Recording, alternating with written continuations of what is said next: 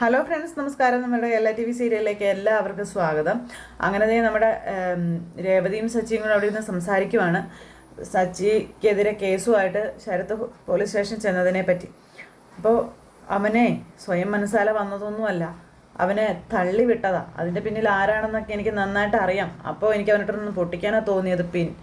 നിന്നെ ഓർത്തേനൊന്നും ചെയ്യാതിരുന്നേന്നൊക്കെ പറയുമ്പം അവനെന്താ സച്ചിട്ട് ഇങ്ങനെ, അവൻ്റെ കാര്യം ഓർക്കുമ്പോൾ എനിക്ക് പേടി തോന്നുകയാണെന്ന് രേവതി പറഞ്ഞു. ഞാനിതൊന്നും നിൻ്റെ അമ്മയോട് പറഞ്ഞിട്ടില്ല, നീയും അത് പറയാൻ പോവണ്ട, എന്തിനാ ചുമ്മാ നമ്മളായിട്ട് വെറുതെ എന്നിങ്ങനെ ആദർശ് പറയുമ്പം ഞാൻ അവനോട് പോയി സംസാരിക്കുന്നുണ്ടെന്ന് പറഞ്ഞു നമ്മുടെ രേവതി. അപ്പം എന്നിട്ട് സോറി സച്ചേട്ടാ, അവൻ ചെയ്തതിന് ഞാൻ സോറി പറയുകയാണെന്ന് പറയുമ്പം അല്ല, അവൻ ചെയ്തതിന് നീ എന്തിനാ എന്നോട് സോറി പറയുന്നതെന്ന് ചോദിച്ചു.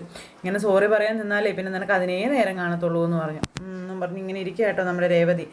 അയ്യോ നേരം വൈകി, വാ നമുക്ക് ചോറുണ്ടാവെന്ന് പറഞ്ഞു. അങ്ങനെ സച്ചിയും രേവതിയും കൂടെ ആ ചോറ് ഉണ്ണാനായിട്ട് എടുത്തു. അതിനു മുമ്പ് ഒരു കാര്യം ഉണ്ടെന്ന് പറഞ്ഞുകൊണ്ട് ഒരു മുഴ മുല്ലപ്പൂ എടുത്ത് നമ്മുടെ രേവതിയുടെ തലയിൽ വെച്ച് കൊടുക്കാൻ നോക്കിയ സച്ചി. ഇതെന്താ സച്ചേട്ടാ, ഇതെന്താ നിനക്കറിയില്ലേ, പൂവ് ഇങ്ങോട്ട് തിരിഞ്ഞ് നിൽക്കും പറഞ്ഞുകൊണ്ട് സച്ചിയോ വഴക്ക് പറഞ്ഞു രേവതി. എന്നിട്ട് രേവതി ഇങ്ങനെ തിരിഞ്ഞു നിന്ന് സച്ചി തലയിൽ പൂ ചൂടി കൊടുത്തു. അപ്പോൾ രേവതിക്ക് ഭയങ്കര സന്തോഷമായിട്ടോ. അയ്യോ വാ, സമയം വൈകി ഭക്ഷണം കഴിക്കാമെന്ന് പറഞ്ഞു രണ്ടുപേരും കൂടെ അവിടെ നിന്ന് ഭക്ഷണം കഴിക്കാൻ ഇരിക്കുമ്പോൾ എന്നെ അന്വേഷിച്ച് അല്ലെങ്കിൽ നിൻ്റെ ക്ഷീണമുണ്ടോ, ഒന്നും കഴിച്ചു കാണത്തില്ലല്ലോ അല്ലേന്ന് ചോദിച്ചു. അപ്പം നീ ഒന്നും കഴിച്ചു കാണത്തില്ലല്ലോ, നീനെ എനിക്കറിയില്ലേ, ജോലി ചെയ്യാൻ തുടങ്ങിയാൽ നിനക്ക് വിശപ്പുണ്ടാവില്ലല്ലോ, ഭക്ഷണത്തിൻ്റെ കാര്യം പോലും നീ മറക്കും, നീയും കഴിക്കാൻ പറഞ്ഞു. അപ്പം ഞാൻ കഴിച്ചോളാം, സച്ചിൻ ആദ്യം കഴിക്കാൻ രേവതി പറഞ്ഞു. അങ്ങനെ രേവതി സച്ചിക്ക് വാരി കൊടുക്കാൻ പറഞ്ഞു സച്ചി. അങ്ങനെ സച്ചിക്ക് വാരി കൊടുക്കുന്നു, സച്ചി തിരിച്ചും വാരി കൊടുക്കുന്നു. അങ്ങനെ അവർ ഹാപ്പി ആയിട്ട് അങ്ങനെ ഇരിക്കുക. ഇത് കഴിഞ്ഞ് പിന്നെ കാണിക്കുന്ന നമ്മുടെ ലക്ഷ്മി അമ്മ ഇങ്ങനെ വിളക്കൊക്കെ തൂത്ത് വൃത്തിയാക്കിക്കൊണ്ടിരിക്കുന്നു. അപ്പോഴത്തേക്കും ദേവു അങ്ങോട്ടേക്ക് വന്നു. അമ്മയെ ചേച്ചിയെ വിളിച്ചായിരുന്നു എന്ന് ചോദിച്ചു. അയ്യോ ഞാനിപ്പോൾ വിളിക്കാമെന്നും പറഞ്ഞുകൊണ്ട് അമ്മ ഫോൺ എടുത്ത് വിളിക്കാൻ തുടങ്ങിയപ്പോഴത്തേക്കും രേവതി അങ്ങോട്ടേക്ക് വന്നു. ഇതെന്താ മോളെ നീ ഇങ്ങോട്ട് പോന്നീന്ന് ചോദിച്ചു. നീ ഇത് എവിടെ പോയിരിക്കുകയായിരുന്നു എന്ന് ചോദിച്ചപ്പോൾ ഞാൻ ആദ്യമായിട്ടാണ് അമ്മ പൂ കെട്ടാൻ പോയിട്ട് വൈകി വരുന്നതെന്ന് ചോദിച്ചു. അതെ, നീ പൂ കെട്ടാൻ പോയിട്ടാണ് വൈകുന്നതെന്ന് ഞങ്ങൾക്കറിയില്ലല്ലോ എന്ന് അമ്മ പറയാം. കല്യാണത്തിന് മുൻപ് പൂ കെട്ടാൻ പോയി നീ വൈകി വരാറൊക്കെ ഉണ്ട്. അന്നത്തെ പോലെയൊന്നും അല്ലല്ലോ ഇപ്പം നിനക്ക് ഒരു ഭർത്താവുണ്ട്. പോകുമ്പോൾ അവനോടെങ്കിലും ഒന്ന് പറഞ്ഞിട്ട് പോകണ്ടേന്ന് ചോദിച്ചു. എൻ്റെ അമ്മയെ ഞാൻ വർഷയോട് പറഞ്ഞിട്ടാ പോയത്. അവൾ വീട്ടിൽ പറയാത്തതിന് ഞാനെന്ത് കഴിച്ചോന്ന് ചോദിച്ചപ്പോൾ എന്നാലും വൈകുമെന്ന് നിനക്കൊന്ന് സച്ചിയെ വിളിച്ച് പറയായിരുന്നില്ലേന്ന് ചോദിച്ചു. ദേവു നീ കുറച്ച് കുടിക്കാൻ വെള്ളം തന്നത് അയക്കാണെന്നും പറഞ്ഞ് ദേവുവിനെ പറഞ്ഞു കേട്ടോ. അമ്മ എൻ്റെ ഫോൺ സ്വിച്ച് ഓഫ് ആയിപ്പോയി, അതാ വിളിക്കാൻ പറ്റാതെ പോയതെന്ന് പറഞ്ഞു. വേറെ ഫോണിൽ നിന്ന് വിളിക്കാമായിരുന്നല്ലോ. നിങ്ങൾ തമ്മിൽ എന്തോ പ്രശ്നം ഉണ്ടായിരുന്നല്ലേ എന്നൊക്കെ ചോദിക്കുമ്പോൾ ഞങ്ങൾ തമ്മിൽ പ്രശ്നം ഉണ്ടായിരുന്നു, അതിലിപ്പോൾ എന്തത്ര പ്രശ്നം കാര്യം, അമ്മയും അച്ഛനും തമ്മിൽ വഴക്ക് കൂടാറുണ്ടായിരുന്നല്ലോ എന്ന് ചോദിച്ചു. അപ്പോൾ ഇടയ്ക്കിടയ്ക്ക് വഴക്ക് കൂടാറുണ്ടെന്ന് പറഞ്ഞപ്പോൾ അതുപോലെ തന്നെയാണ് ഞങ്ങളും എന്ന് പറഞ്ഞു ലക്ഷ്മി അമ്മയുടെ രേവതി. ഞങ്ങൾ വഴക്കടിച്ചാൽ കുറേ ദിവസമൊന്നും പിണങ്ങി നിൽക്കാറില്ല അമ്മ, പെട്ടെന്ന് തന്നെ ഞങ്ങൾ ഒന്നാകുമെന്ന് പറയുമ്പോൾ എന്നാലും അമ്മമാരുടെ വിഷമം നിനക്ക് പറഞ്ഞാൽ മനസ്സിലാവില്ല എന്ന് പറഞ്ഞു കേട്ടോ നമ്മുടെ ലക്ഷ്മി അമ്മ. ഇപ്പം ഒന്നായോ നിങ്ങൾ രണ്ടുപേരും ചോദിക്കുമ്പോൾ അത് ഇന്നലെ തന്നെ ഞങ്ങൾ ഒന്നായായിരുന്നു, വഴക്കടിക്കും തോറും ഞങ്ങൾ തമ്മിലുള്ള സ്നേഹം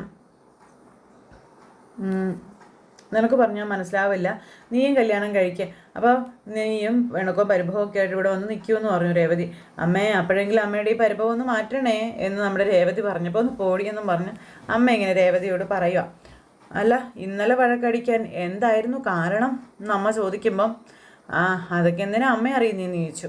അതെ, ഞങ്ങൾക്കുള്ളിലുള്ള വിഷയമാണെന്നും അത് വേറെ ആരും അറിയണ്ടെന്നും പറഞ്ഞു. ശരി, അത് നിങ്ങൾക്കുള്ളിൽ തന്നെ കിടക്കട്ടെ, ഇനിയെങ്കിലും പുറത്ത് പോകുമ്പോൾ സച്ചിയോടൊന്ന് പറഞ്ഞിട്ട് പോകണമെന്ന് അമ്മ പറയുക കേട്ടോ.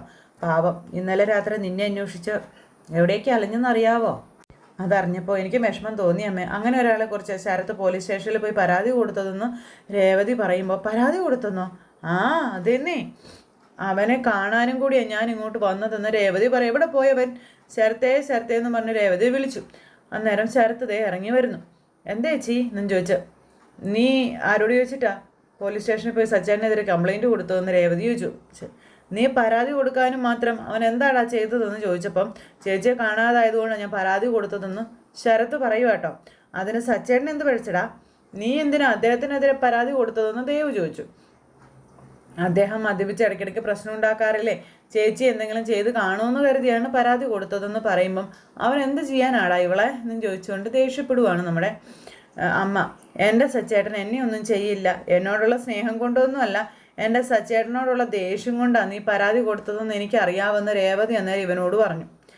കിട്ടിയ അവസരം നീ ശരിക്കും ഉപയോഗിച്ചൊല്ലടാന്ന് ചോദിച്ചപ്പം ചേച്ചി ഞാൻ അങ്ങനെയൊന്നും ചിന്തിച്ചിട്ടേ ഇല്ല എന്നും ചേച്ചിക്ക് എന്ത് സംഭവിച്ചു എന്ന് അന്വേഷിച്ച് കണ്ടെത്താൻ വേണ്ടി തന്നെയാണ് ഞാൻ പരാതി നൽകിയതെന്ന് പറയുമ്പോൾ ഓക്കെ ശരി, അപ്പോൾ നീ എന്നെ എവിടേക്ക് അന്വേഷിച്ചത് അതൊന്ന് പറയാൻ പറഞ്ഞു രേവതി. ഇവൻ അന്നേരം അവിടെ നിന്ന് ഇങ്ങനെ പപ്പ അടിച്ചുകൊണ്ടിരിക്കുക കേട്ടോ. പറയടാ, സ്റ്റേഷനിൽ ചെന്ന് പരാതി കൊടുക്കുന്നതിന് മുൻപ് നീ എന്നെ അന്വേഷിച്ച് എവിടെയൊക്കെ പോയിരുന്നു എന്നാണ് ഞാൻ ചോദിച്ചത്. അപ്പോൾ ഞാൻ എവിടെയും അന്വേഷിച്ചിരുന്നില്ല. സമയം വൈകിയപ്പോൾ ഞാൻ നേരെ ചെന്ന് പോലീസ് സ്റ്റേഷനിൽ പരാതി കൊടുക്കുകയാണ് ചെയ്തതെന്ന് പറഞ്ഞു. എന്നാലേ എൻ്റെ സച്ചേട്ടനെ ഞാൻ പോകാൻ സാധ്യതയുള്ള എല്ലാ സ്ഥലങ്ങളും പോയി നോക്കിയിരുന്നുവെന്നും ഈ നാട് മുഴുവനും എന്നെ തേടി അലഞ്ഞുവെന്നും അത്രയ്ക്ക് ജീവനാടാ അദ്ദേഹത്തിന് എന്നോടൊന്നും രേവതി ഇവനോട് പറയുക കേട്ടോ. അപ്പോൾ അതൊക്കെ കേട്ട് വിഷമത്തോടെ ഇങ്ങനെ ലക്ഷ്മിയമ്മയൊക്കെ നിൽക്കുക. അദ്ദേഹം നിന്നെ എന്തെങ്കിലും ചെയ്തിട്ടുണ്ടെങ്കിൽ അത് നിൻ്റെ നല്ലതിന് വേണ്ടി മാത്രമാണെന്നും രേവതി ഈ അനിയനോട് പറഞ്ഞു കൊടുക്കുക. എടാ, അത് നീ മനസ്സിലാക്കാതെയാ നീ ഇപ്പം അത് മനസ്സിൽ കൊണ്ട് നടക്കുന്നതെന്നും പറഞ്ഞു. അപ്പോഴും ശരത്തൊന്നും മിണ്ടുന്നില്ല. ചേച്ചി, ഇവനായിട്ട് കംപ്ലൈൻറ്റ് കൊടുത്തതാണെന്ന് എനിക്ക് തോന്നുന്നില്ല എന്നും ആ ആൻ്റണി പറഞ്ഞിട്ടായിരിക്കും ഇവനത് ചെയ്തതെന്നും നമ്മുടെ ദേവുവും പറയും. അപ്പോഴത്തേക്കും രേവതിക്ക് ഭയങ്കര ദേഷ്യം വന്നു. ആണോടാ, അവൻ പറഞ്ഞിട്ടാണോ നീ കൊണ്ട് പരാതി കൊടുത്തതെന്ന് ചോദിച്ചേ. അപ്പോൾ ചേച്ചിയെ കാണാത്ത വിഷമത്തിലിരിക്കുമ്പോൾ വൈകിക്കേണ്ട, ഇപ്പം തന്നെ പോയി പരാതി കൊടുക്കണമെന്ന് ആൻ്റണി ചേട്ടൻ തന്നെ എന്നോട് പറഞ്ഞതെന്ന് നമ്മുടെ ശരത്ത് ഉള്ള കാര്യം പറയുമ്പോഴത്തേക്കും അമ്മയും ചേച്ചിമാരും നടുങ്ങി. അപ്പം ആൻ്റണിയുടെ കയ്യിലെ കളിപ്പാവയായി ഇവനെന്ന് മനസ്സിലായി അവർക്ക്. എടാ, സച്ചേട്ടൻ എന്നെ എന്തെങ്കിലും ചെയ്തു കാണുമെന്ന് അവൻ പറഞ്ഞല്ലേ എന്ന് ചോദിച്ചു. നിന്നോട് ഞാൻ എത്ര തവണ പറഞ്ഞത് അവൻ്റെ കൂട്ട് വിടണമെന്ന്, നീ ഇപ്പോഴും അവനെ വിട്ടിട്ടില്ലല്ലേ എന്നും രേവതി ചോദിക്കുവാണ്. നീ എന്ന് അവനുമായിട്ടുള്ള കൂട്ട് വിടുന്നു? അപ്പോൾ ചേച്ചി, ആൻ്റണി ചേട്ടൻ ചേച്ചിയുടെ നല്ലതിന് വേണ്ടി, എൻ്റെ നല്ലതിന് വേണ്ടി അവൻ എന്താടാ ചെയ്തത്? അവൻ പറഞ്ഞത് വിശ്വസിച്ച് നീ എന്തൊരു വിഡ്ഢിയാടാ എന്ന് രേവതി അന്നേരം ശരത്തിനോട് ചോദിച്ചു. ഇവർക്ക് ഭയങ്കര ടെൻഷനായി അമ്മയ്ക്കൊക്കെ. അവൻ എന്ത് പറഞ്ഞാലും ചെയ്താലും ഒരു മരമണ്ടനാണ് അവനെന്ന് അവൻ നന്നായിട്ട് അറിയാമെന്നും പിന്നെ അതുകൊണ്ട് തന്നെയാണ് അവൻ നിന്നെ കൂടെ കൂട്ടി നടക്കുന്നതെന്ന കാര്യമൊക്കെ രേവതി ഇങ്ങനെ പറയുവാണേ. അപ്പോൾ അതൊക്കെ കേട്ടപ്പോൾ ശരത്തിന് ദേഷ്യം വരാൻ തുടങ്ങി. കൂടുതലൊന്നും ഞാൻ പറയുന്നില്ല, നീയേ അനുഭവിക്കുമ്പോഴേ പഠിക്കുള്ളൂ എന്നും പറഞ്ഞുകൊണ്ട് ഇങ്ങനെ പറയും. അപ്പോൾ അത് കേട്ടപ്പോൾ ഭയങ്കര വിഷമം ഇവർക്ക്. അപ്പോൾ അങ്ങനെ അതും പറഞ്ഞ് നമ്മുടെ രേവതി ഇങ്ങനെ ആകെ തല കറങ്ങി നിൽക്കുക. ഇനി നീ സച്ചേട്ടനെതിരെ കളിക്കരുത്, നീ എൻ്റെ അനിയനായതുകൊണ്ട് മാത്രമാണ് നിൻ്റെ മറ്റേ കൈയും കാലും അദ്ദേഹം ഓടിക്കാത്തതെന്നും രേവതി പറയുവാണ്. ഇനി ആൻ്റണി പറയുന്നത് കേട്ട് സച്ചേട്ടനെ ദ്രോഹിക്കാനെങ്ങാനും നീ വന്ന എൻ്റെ അനിയനാണെന്ന് നോക്കണ്ടെന്ന് സച്ചേട്ടനോട് പറയും ഞാനെന്ന കാര്യം രേവതി ഈ ശരത്തിനോട് പറയുന്നു. അപ്പോൾ അതേന്നും പറഞ്ഞു ദേവു ഇങ്ങനെ അവിടെ നിൽക്കുക കേട്ടോ. നിനക്കിപ്പോൾ മനസ്സിലാകാത്ത പലതുമേ അപ്പം മനസ്സിലാകുമെന്നൊക്കെ പറഞ്ഞുകൊണ്ട് ഇങ്ങനെ പറയുവാണ്. അപ്പോൾ ശരത്തെ ആൻ്റണിയുടെ കൂട്ടുവിട്ട് നല്ല രീതിയിൽ നീ പോയി ജീവിക്കാൻ നോക്കാൻ പറഞ്ഞു. അപ്പോൾ ഈ അനിയനെ സച്ചേട്ടൻ തോളിൽ കയറ്റി നടക്കുമെന്ന കാര്യവും രേവതി പറയുക. പിന്നെ നോക്ക്, നീയാ ഞങ്ങളുടെ സന്തോഷം. ആ സന്തോഷം ഇല്ലാതാവുമെന്നുള്ള ഭയം കൊണ്ടാണ് ഞാൻ നിന്നോട് ഇത്രയും പറഞ്ഞാൽ നീ ഒന്ന് മനസ്സിലാക്കാൻ പറഞ്ഞ് നല്ല രീതിയിലൊന്ന് ജീവിക്കാൻ നോക്കാനും പറഞ്ഞ് ഉപദേശിച്ചു കൊടുക്കുക കേട്ടോ. പക്ഷെ ഇതൊന്നും കേൾക്കാനോ മനസ്സിലാക്കാനോ അംഗീകരിക്കാനോ ഒന്നും നമ്മുടെ ശരത്ത് തയ്യാറല്ല. ശരത്ത് എന്നിട്ട് ഒന്നും മിണ്ടാതെ അവിടെ നിന്ന് പോയി. രേവതി പോയി കഴിഞ്ഞപ്പോഴത്തേക്കും ചേച്ചി പറഞ്ഞത് കേട്ടില്ലേടാന്ന് പറഞ്ഞുകൊണ്ട് ഇങ്ങനെ നിൽക്കുക അവിടെ. അന്നേരം നമ്മുടെ ദേവു. ഇത് കഴിഞ്ഞതിന് ശേഷം പിന്നെ കാണിക്കുന്ന ആൻ്റണീനെയാണ്. ശരത്ത് കംപ്ലൈൻറ്റ് കൊടുത്ത ഉടനെ പോലീസ് സച്ചിയെ പൊക്കി വേണ്ടുന്ന രീതിയിൽ കൈകാര്യം ചെയ്ത് ലോക്കപ്പിലിടുമെന്നാണ് ഞാൻ കരുതിയതെന്നും പക്ഷേ അത് നടന്നില്ലെന്നും ആൻ്റണി അവിടെ നിന്ന് ഇങ്ങനെ കലിപ്പിച്ചു പറയുക. അങ്ങനെ ആൻ്റണിയുടെ ഉള്ളിലിരിപ്പ് പുറത്തു വരുന്നു. എന്നെ ജയിലിൽ കയറ്റിയവനാണ് അവൻ, ഓരോ ദിവസം അവനെയും കിടത്തും ഞാൻ അവിടെ നിന്നും പറഞ്ഞുകൊണ്ട് ഇവരിങ്ങനെ സംസാരിച്ചുകൊണ്ട് നിൽക്കുമ്പം ശരത്ത് വരുന്നുണ്ടെന്നും പറഞ്ഞിങ്ങനെ കാട്ടിക്കൊടുക്കുക. അപ്പോൾ ശരത്ത് വന്നപ്പോഴത്തേക്കും എടാ നിൻ്റെ ചേച്ചി വീട്ടിലെത്തിയെന്ന് അറിഞ്ഞല്ലോ. ആ എത്തിയെന്ന് പറഞ്ഞു. ചേച്ചി പൂ കെട്ടാൻ പോയതായിരുന്നു എന്ന് പറഞ്ഞു. പറഞ്ഞിട്ട് പോയിക്കൂടെടാ, അവർക്ക് ഞാൻ വല്ലാണ്ട് ടെൻഷൻ അടിച്ച് പോയെന്നൊക്കെ പറയുമ്പോൾ ചേച്ചി വീട്ടിൽ വന്നിരുന്നെന്നും സച്ചേട്ടൻ്റെ പേരിൽ പോലീസ് സ്റ്റേഷനിൽ കംപ്ലൈൻറ്റ് കൊടുത്തതിന് ചേച്ചി അമ്മയും എന്നെ വഴക്ക് പറഞ്ഞെന്ന് പറഞ്ഞു ശരത്ത്.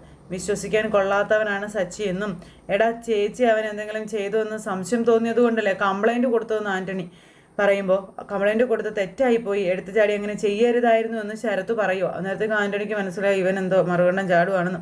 ചേച്ചിയെ കാണാതായപ്പോൾ അനിയൻ കംപ്ലൈൻറ്റ് കൊടുത്തു, അത് സാധാരണയായിട്ടുള്ളൊരു കാര്യമല്ലേ, അതിലെന്താണ് ഇപ്പോൾ ഇത്ര തെറ്റിയിരിക്കുന്നതെന്ന് ചോദിക്കാം. ഇനി മുതൽ ഇതൊന്നും വേണ്ട ആൻ്റണി ഏട്ടാന്ന് ശരത്ത് പറയാം. അപ്പോൾ എന്തു വേണ്ടാന്ന്? അല്ല ചേച്ചിയുടെയും സച്ചേട്ടൻ്റെയും കാര്യത്തിൽ ഇനി നമ്മൾ തലയിടണ്ട എന്ന് ശരത്ത് പറയുക കേട്ടോ. അപ്പോഴത്തേക്ക് ആൻ്റണി ഇങ്ങനെ ചെവിയും ചൊറിഞ്ഞിങ്ങനെ നിൽക്കുക. ഇനി ഞാൻ സച്ചേട്ടൻ്റെ അമ്മയുടെ കാശടിച്ചു മാറ്റിയത് സച്ചേട്ടൻ ഇപ്പോഴും വീട്ടിൽ പറഞ്ഞിട്ടില്ല എന്നും എൻ്റെ ചേച്ചിയോട് പോലും പറഞ്ഞിട്ടില്ല എന്നും എന്നോട് അദ്ദേഹത്തിന് എന്തെങ്കിലും വൈരാഗ്യം ഉണ്ടായിരുന്നെങ്കിൽ അത് പറയുമായിരുന്നില്ലേ എന്ന് ശരത്ത് ആൻ്റണിയോട് ചോദിക്കാം.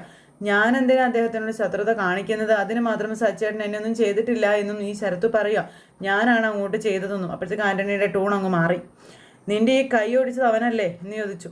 ഞാൻ അദ്ദേഹത്തിൻ്റെ മേലെ കൈവയ്ക്കാൻ നോക്കിയതുകൊണ്ടാണ് അദ്ദേഹം എൻ്റെ കൈ പിടിച്ച് ഓടിച്ചതെന്നും ആ ഒരു ആവശ്യമില്ലാതെ ഞാനാണെന്ന് ആ വിഷയം ഉണ്ടാക്കിയതെന്നും ചിലതൊക്കെ ആൻ്റണിയേട്ടൻ പറഞ്ഞിട്ടാണ് ഞാൻ ചെയ്തത്. കംപ്ലൈൻറ്റ് കൊടുത്തതും വെഡിങ് ആനിവേഴ്സറിക്ക് അവരുടെ വീട്ടിൽ പോയതൊക്കെ ആൻ്റണിയേട്ടൻ പറഞ്ഞതുകൊണ്ടല്ലേ എന്ന് ശരത്ത് ആൻ്റണിയോട് ചോദിക്കുക. അപ്പോഴത്തേക്കും ആൻ്റണിക്ക് ദേഷ്യം വരാൻ തുടങ്ങി. കഴിഞ്ഞത് കഴിഞ്ഞു ആൻ്റണിയേട്ട, അതൊക്കെ നമുക്ക് മറക്കാം. നമ്മുടെ ശത്രുക്കളുടെ ലിസ്റ്റിൽ നിന്ന് സച്ചേൻ്റെ പേര് വെട്ടിയേക്കാനും ഈ ശരത്ത് പറയുക. അപ്പോഴത്തേക്കും ആൻ്റണിക്ക് ഭയങ്കര ദേഷ്യം, വല്ലും കടിച്ചു പിടിച്ചിങ്ങനെ ഇരിക്കാം.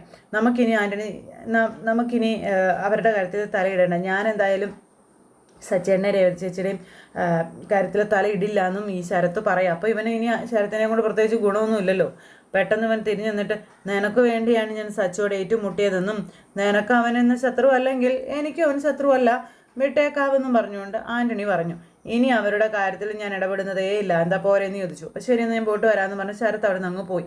ശരത്ത് അങ്ങ് പോയി കഴിഞ്ഞപ്പം ഇതിങ്ങനെ വിട്ടാൽ പറ്റില്ല, ചേച്ചി അവനും ഒന്നായ അത് നമുക്ക് അപകടമാണെന്നും പിന്നെ നമുക്ക് പണി കിട്ടുമെന്നും പറഞ്ഞു. ആൻ്റണി ഏട്ടാ നമ്മളെന്താ ചെയ്യേണ്ടതെന്ന് ചോദിച്ചു. അന്നേരം ഇപ്പോൾ ഒന്നും ചെയ്യണ്ടെന്ന് ആൻ്റണി പറയുക. സമയമാകുമ്പോൾ ഞാൻ പറയാമെന്നും പറഞ്ഞ് ഇവൻ വീണ്ടും ചെവിയും ചൊറിഞ്ഞ് അവിടെ നിൽക്കുന്നു.